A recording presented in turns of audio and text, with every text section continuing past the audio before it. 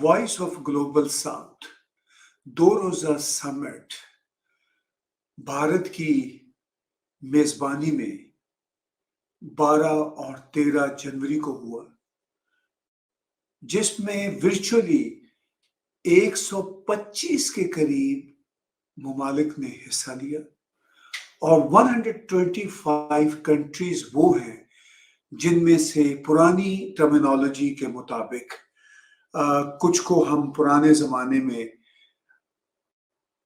तरक्की पजीर मुल्क कहा करते थे या अंडर डेवलप कंट्रीज कहा करते थे, और बहुत साल पहले हम उनको थर्ड वर्ल्ड कंट्रीज भी कहा करते थे।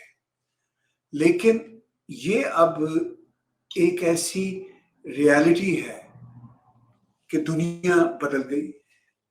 अब यूं लगता है कि यही थर्ड वर्ल्ड कंट्रीज या यही अंडर डेवलप कंट्रीज या यही डेवलपिंग कंट्रीज अब दुनिया का मुस्तकबिल है।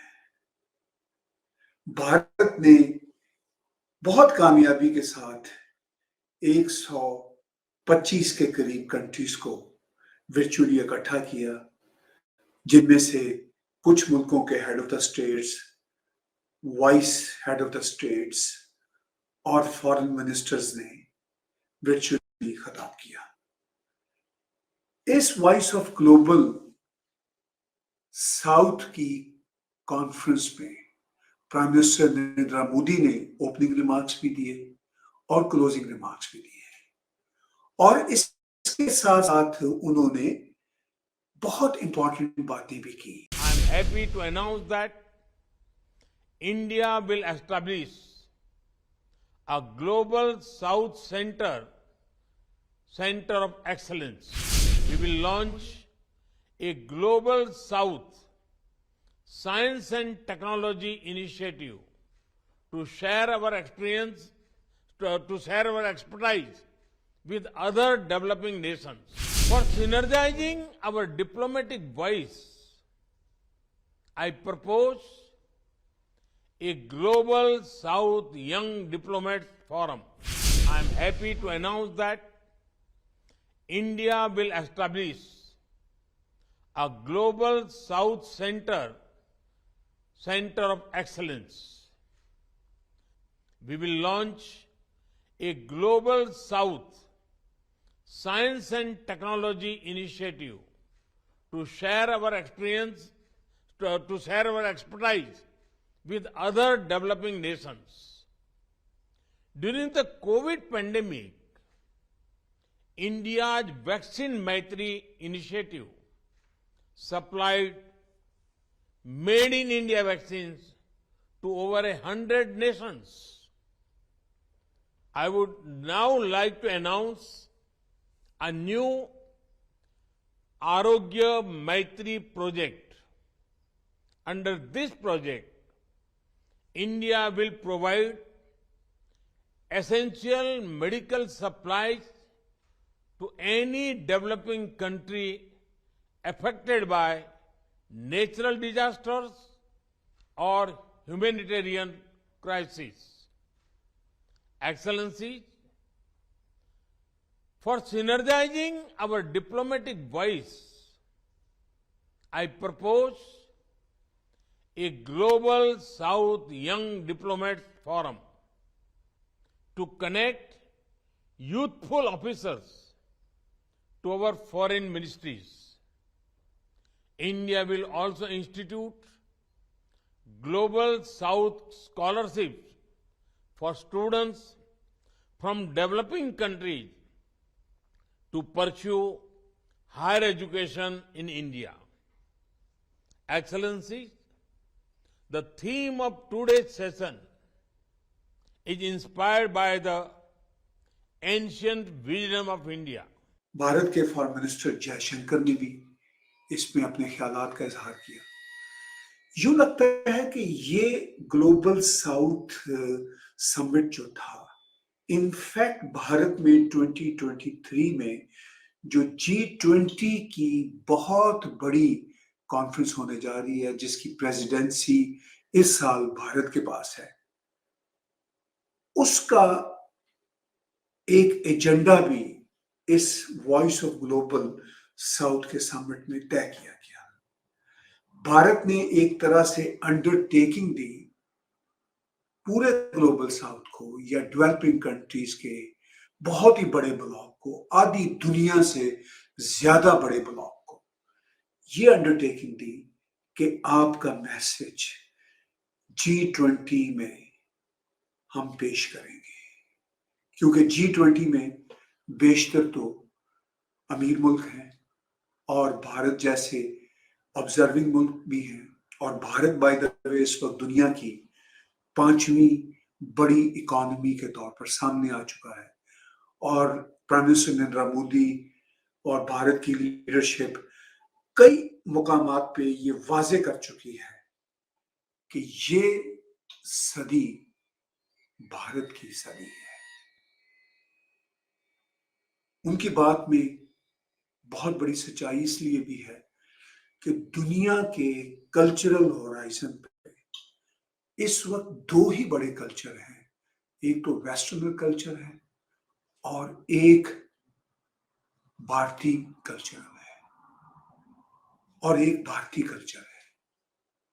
اور بھارتی سویلائزیشن اس وقت دنیا میں دوسری بڑی سویلائزیشن کے طور پر ایمرج ہو رہی ہے. بھارت کی طرف سے بہت سارے ملکوں کی نظریں ہیں، جن میں ڈیولپنگ کنٹریز بھی ہیں اور گلف کے امیر کنٹریز بھی ہیں، جیسے سعودی عرب، UAE، قطر، بحرین، کویت. ان کی نظریں بھی بھارت پہ ہیں. اور صرف بھارت اپنی 1.3 بلین پاپولیشن کی وجہ سے دنیا کی ون آف دا بگیسٹ منڈی ہی نہیں ہے، بلکہ بھارت ایک بہت بڑی اکانومی بھی بن رہی ہے. اس سمٹ کے موقع پر ایک اور امپورٹنٹ چیز بھی دنیا بھر نے محسوس کی کہ ریجن کے تمام کنٹریز کو اس میں بلایا گیا تھا، مگر پاکستان نے اس میں شرکت نہیں کی. اب آپ دیکھ لیجئے پاکستان کے جو مسائل ہیں کس قدر گمبھیر ہیں. الیکشن کا وہاں پہ شور شرابہ ہے، اور الیکشن ہو بھی جائیں تو اس کے نتیجے میں کیا نکلے گا؟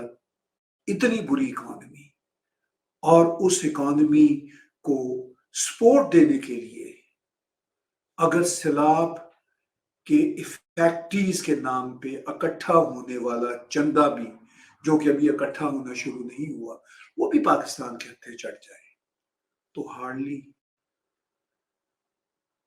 $10 بلین اور آ جائیں گے.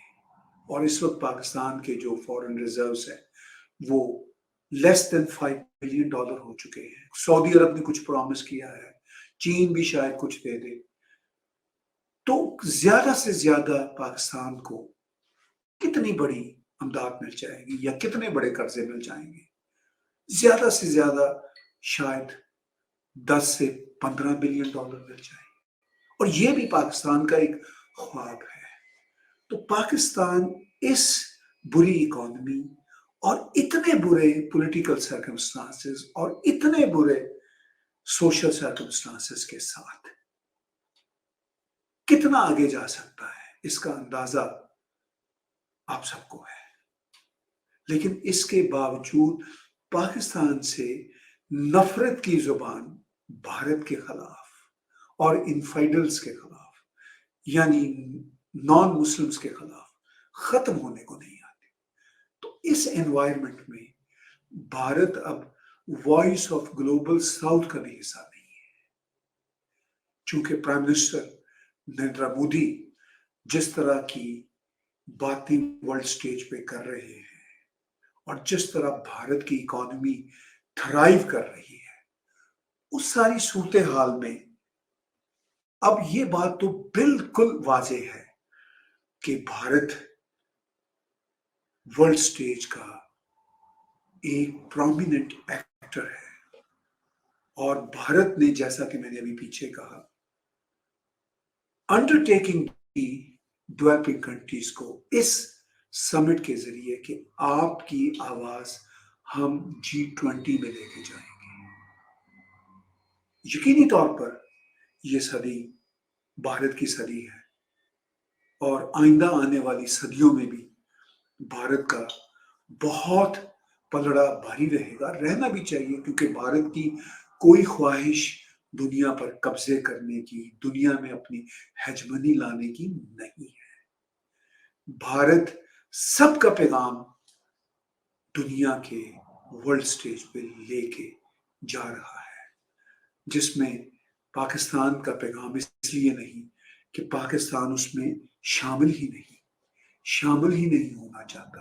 اگر ہونا بھی چاہتا ہے تو جس طرح پاکستان کی طرف سے زبان بھارت کی لیڈرشپ، بھارت کی سویلائزیشن، بھارت کے ہندو دھرما کے لیے نفرت انگیز استعمال کی جاتی ہے، اس کے بعد پاکستان انفارچونیٹلی ایک اپنی نیچرل آئسولیشن کے مرحلے میں خود ہی داخل ہو چکا ہے.